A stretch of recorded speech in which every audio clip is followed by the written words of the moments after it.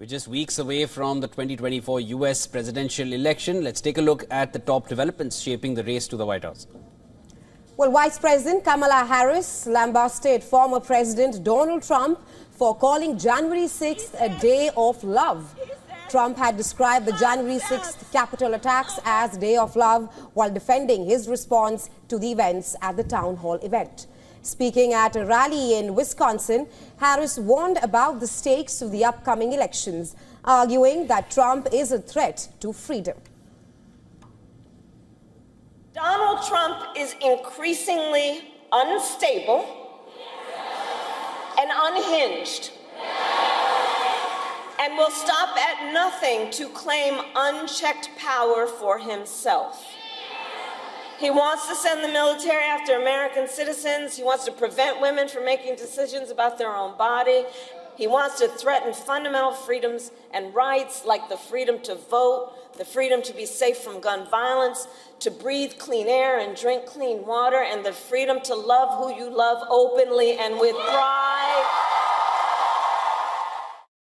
Harris shared the stage with businessman Mark Cuban, who slammed Trump's proposed tariffs on imports and warned the crowd that if Trump was elected in November, his tariffs proposal would make holiday gifts cost 60% more than they are now.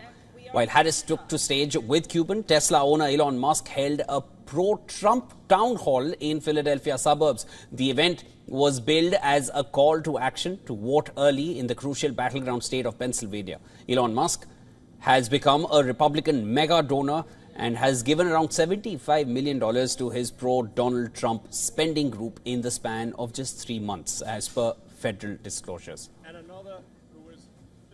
Republican vice presidential nominee J.D. Vance targeted Kamala Harris over her combative interview with Fox News. During a campaign rally in downtown Pittsburgh, Vance highlighted how Harris sparred with anchor Brett on immigration and shifted her policy positions. See that interview with Brett Baer? Wow. That made me feel pretty bad. It felt bad for her, and I felt bad for every single person who was watching. Because remember, Kamala Harris, we're going to remember that the entire theme of her campaign is basically her pretending that she doesn't even know who Joe Biden is.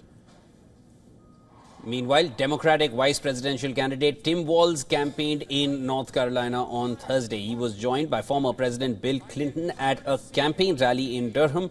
Clinton said Trump wants 4 more years of chaos and what he called the blame game.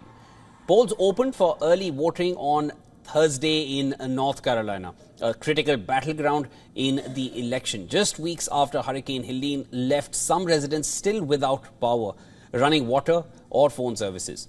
Louisiana will start early voting for the November 5th presidential election from Friday, and the early voting will begin on 18th of October and continue through 29th of October, with polls closed on Sundays. Early voting is becoming an increasingly popular method for voters to cast their ballots. Over 45 states offer some form of early voting. A recent study found that almost 97% of voting-age citizens live in a state with at least one option to vote before election day.